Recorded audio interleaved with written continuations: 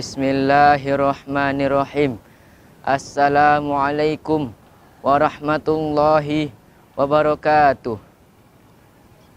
Alhamdulillahilladzi an'amana bi ni'matil iman wal islam walladzi unzila alainal qur'ana hudal linnasi wa bayyinatin minal huda wal furqan.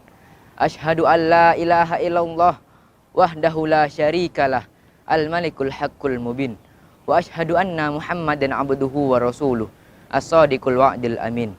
Qala Allahu ta'ala fi kitabihil karim, a'udzu billahi minasyaitonir rajim. Bismillahirrahmanirrahim. Syahrul ramadhanal ladzi unzila fihil qur'an hudal linnasi wa bayyinatin minal huda wal furqan.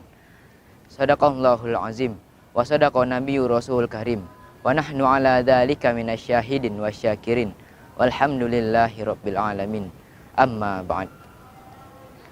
Yang pertama sekali, marilah kita memperbanyak mengucapkan tahmid alhamdulillah, karena banyaknya nikmat Allah yang telah kita gunakan, yang sedang kita manfaatkan, apalagi yang sangat kita harapkan semoga kita digolongkan Allah sebagai abdan syakuro, yaitu hamba Allah yang pandai bersyukur. Karena kalau bersyukur pasti ditambahin Allah, dan sebaliknya jika kufur maka ada azab pedih yang bakal menanti. Sebagaimana firman-Nya dalam Quran surah Ibrahim ayat 7 yang berbunyi, Bismillahirrahmanirrahim. Wa idz ta'adzana rabbukum la in syakartum la azidannakum wa la in kafartum inna 'adzabi lasyadid. Shadaqallahul azim. Sesungguhnya jikalau kamu bersyukur terhadap nikmatku, niscaya aku akan menambahkan nikmat kepadamu. Dan sebaliknya, jika kamu kufur terhadap nikmatku, sesungguhnya azabku sangatlah berat. Dan selanjutnya, salawat dan salam marilah kita sampaikan kepada kekasih Allah junjungan alam, Nabi Muhammad SAW, yang mana telah meninggalkan kepada kita dua warisan yang apabila kita berpegang teguh kepada keduanya, kita akan selamat dan tidak akan pernah sesat selama-lamanya. Apa yang dua itu, para saudara-saudaraku? Yang dua itu ialah Al-Quran dan sunnah Rasulullah SAW. Semoga dengan mengamalkannya kita termasuk ke dalam umat yang kelak akan mendapatkan syafaat dari Rasulullah SAW. Amin amin ya rabbal alamin.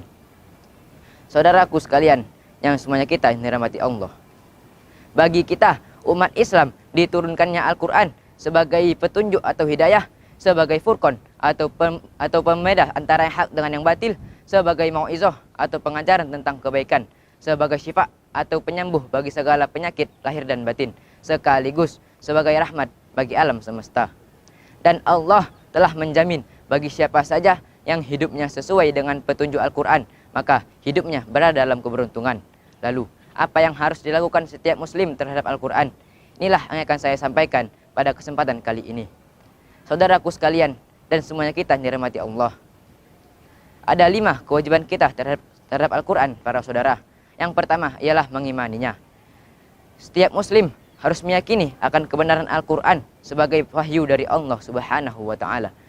Bagaimana firman-Nya dalam Quran surah Al-Baqarah ayat 1 sampai ayat 4 yang artinya Alif Lam Mim.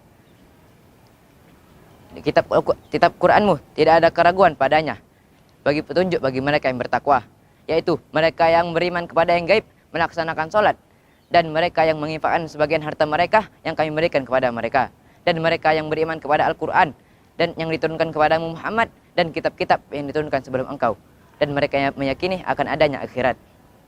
Yang kedua ialah membacanya. Kitab Al-Quran merupakan kitab yang harus dibaca, sehingga bila ada yang membacanya, kita pun harus mendengarkannya dan diam. Sebagaimana firman-Nya dalam Quran surah Al-A'raf ayat 204 yang berbunyi, Bismillahirrahmanirrahim. Fa idza quri'al Qur'anu fastami'u lahu wa ansitu la'allakum turhamun. Shadaqallahul azim. Dan apabila dibacakan Al-Quran, maka dengarkanlah dan diamlah agar kamu mendapat rahmat. Dan yang ketiga ialah memahaminya. Karena setiap muslim harus berpedoman kepada Al-Quran, maka telah menjadi kewajiban mutlak untuk harus bisa memahaminya sedikit demi sedikit. Sebagaimana yang dijelaskan dalam Quran surah Ar-Ra'd ayat 37 yang berbunyi, Bismillahirrahmanirrahim. Wa kadzalika anzalnahu hukman arabiyya wa la in ittaba'ta ahwa'ahum ba'da ma ja'aka minal 'ilm ma laka minallahi min waliyyin wala waq. Shadaqallahul azim. Dan demikianlah kami telah menurunkan Al-Quran sebagai peraturan yang benar dalam bahasa Arab. Dan sekiranya engkau mengikuti keinginan mereka setelah datang pengetahuan kepadamu, maka tidak ada yang akan menolongmu dan melindungimu dari hisaan Allah Subhanahu wa taala. Nauzubillah, tsumma nauzubillah.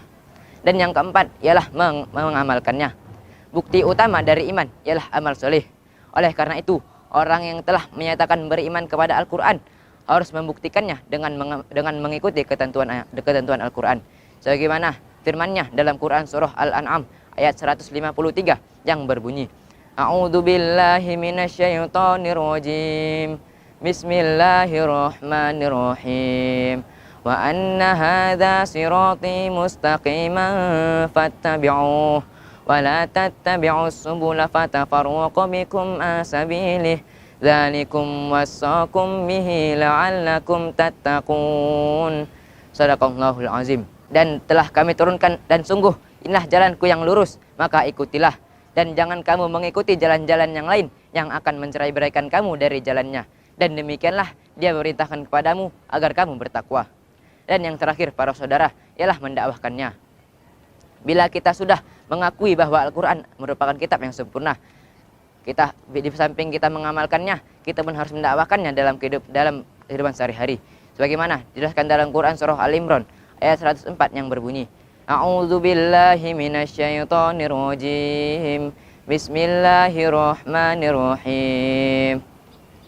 Wal takum minkum ummatun yad'una ilal khairi wa ya'muruna bil ma'rufi wa yanhauna 'anil munkar wa ulaika humul muflihun. Shadaqallahul azim. Dan hendaklah di antara kamu ada segolongan orang-orang yang menyuruh kepada kebajikan dan menyuruh berbuat yang ma'ruf dan mencegah daripada yang mungkar, dan mereka itulah orang-orang yang beruntung. Sahabat-sahabatku sekalian dan semuanya kita yang dirahmati Allah, kita telah mengetahui akan adanya 5 kewajiban kita terhadap Al-Quran. Oleh karena itu, marilah kita amalkan secara istiqomah sampai akhir hayat kita.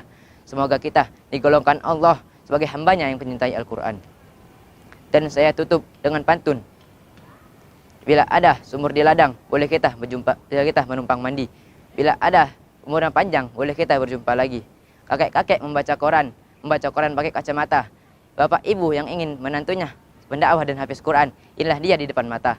Dan saya akhiri dengan wabillahi taufiq wal hidayah, waridha wal inayah. Wassalamualaikum warahmatullahi wabarakatuh.